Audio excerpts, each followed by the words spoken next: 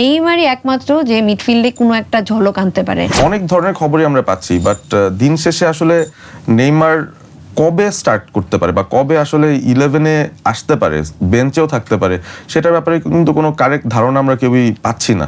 তো এই নেইমারকে না পাওয়াটা ইভেন ইন দ্য স্কোয়াড, এইটা আসলে কতটুকু সাফার করাচ্ছে ব্রাজিলকে? মানে তারা কি এটার সাথে কোপ করতে পারছে তাদের বাকি রিসোর্স দিয়ে? না ভাইয়া, নেইমারের কন্ট্রিবিউশন আপনার স্কোয়াডে যখন নেইমার, মেসি, রোনালদো এদের মতন যখন প্লেয়ার থাকে, ওদের মানে জিনিসটা তো অন্য কেউ ডেফিনেটলি ফিল আপ করতে পারবে না। আপনি দেখেন নেইমার এখনও প্রপারলি খেলতে পারতেছে না, তারপরেও নেইমার এখন যেরকম অবস্থা এরকমও প্লেয়ার আমার মনে হয় যে ব্রাজিলে নাই। এখন ডেফিনেটলি নেইমার তো আর উইংয়ে খেলবে না, কারণ বয়স হয়ে গেছে।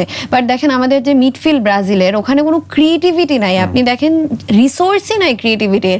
আপনি যাকেই সাব করেন না কেন, পুরো মানে স্কোয়াডেই নাই আসলে এরকম ক্রিয়েটিভ মিডফিল্ডার যে একটা সুন্দর একটা পাস বের করবে, একটা চিপ করবে, যে যাতে প্লেয়ারটাকে খুঁজে পায় স্ট্রাইকার। এরকম কোনো ইন্টেলিজেন্ট পাস মেকার কিন্তু কেউ নাই, যেটা আমার মনে হয় যে নেইমার থাকলে এই জিনিসটা ডেফিনেটলি পাওয়া যাবে। নেইমারই একমাত্র যে মিডফিল্ডে কোনো একটা ঝলক আনতে পারে।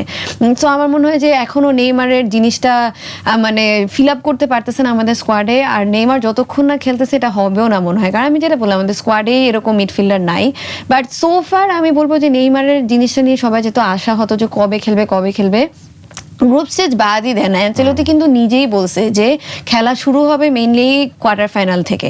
সো এই ম্যাচ ধরেন আমরা মরক্কো তো সামহাও ঠিক আছে ব্যালেন্স করেই ফেলছি, স্কটল্যান্ডের ম্যাচটা আছে, এগুলো যদি আমরা নেইমারকে ছাড়া বের না করতে পারি তাহলে তো ব্রাজিলের খেলাই দরকার নেই। মানে এটা তো আসলে ভালো একটা স্কোয়াডই হলো না, তাই না? সো আমি বলবো যে নেইমারকে আমরা যদি ইম্পর্টেন্ট ম্যাচে পাই, ধরেন রাউন্ড অফ 16, কোয়ার্টার্সে, এরকম টাইমে পেলে I am more than satisfied.